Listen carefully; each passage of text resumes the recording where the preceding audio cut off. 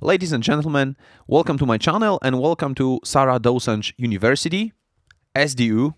Like I said, I have a perfect outfit for this.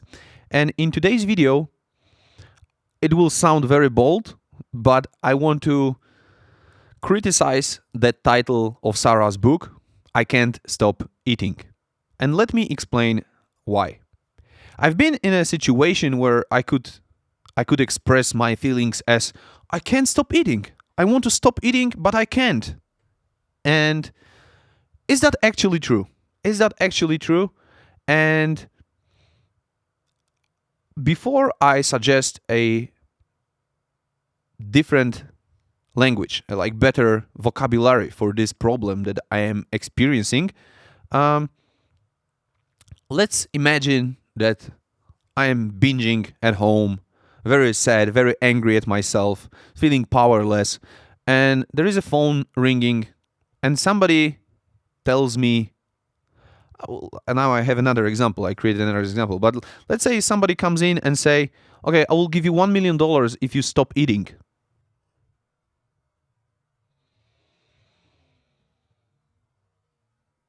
I would probably stop eating. So I can stop eating. It's just there is no condition that would make me stop eating. But it doesn't mean I can stop eating. Or let's say there isn't some emergency. Somebody calls me and let's say my father is in the hospital and I have to, go. Basically, I stop eating and I go. Right? So I can stop eating. It's just that there are no conditions that make me do that. So let me offer a different vocabulary. Let me offer my own personal translation, how I think the title would be more precise.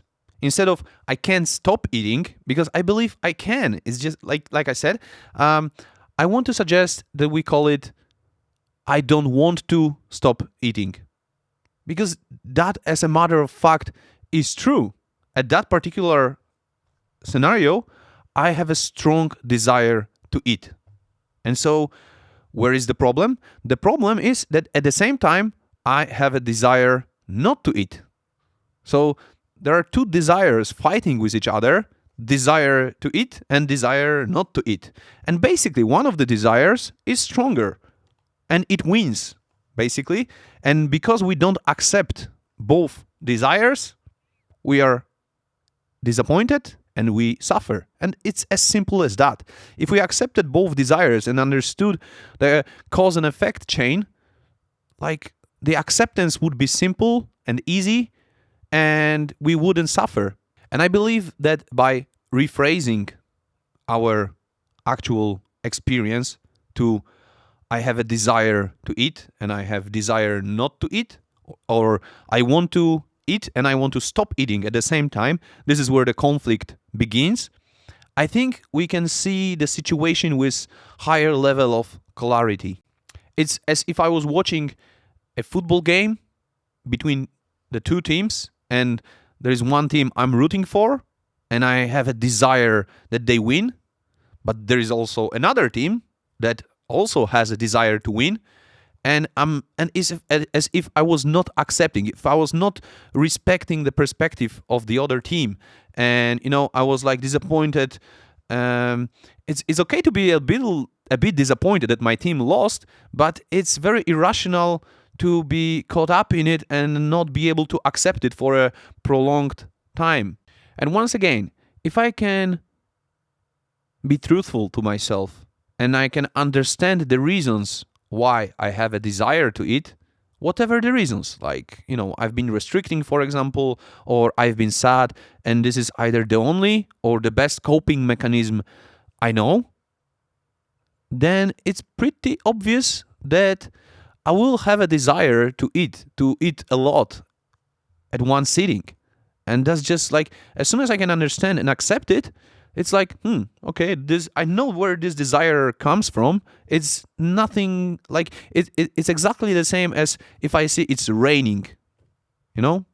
Sometimes it rains and sometimes I have a desire because there are some reasons.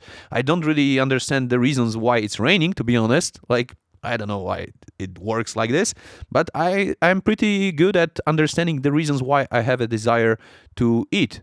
to eat a lot sometimes. And once I can accept it and choose carefully, the space is easily created then to make more rational, conscious decisions when I don't lose my energy on like, why do I have this desire, or even not admitting that I have a desire. And so honoring the desire to eat, the desire not to eat, whichever desire I can feel, makes it easier for me to make decisions that will contribute to the higher level of satisfaction I can feel in my future moments. So I hope this makes sense why I would rather have the title translated. Obviously, I'm joking a little bit with like, this is wrong to name your book like this, but I think this is more precise description of the problem we've experienced, most of us, I guess, experienced in the past. And this is why I wanted to share. Please let me know if it made sense or you think it's stupid or whatever. I'll be very grateful. And thank you very much for listening, and see you in the next video. Take care.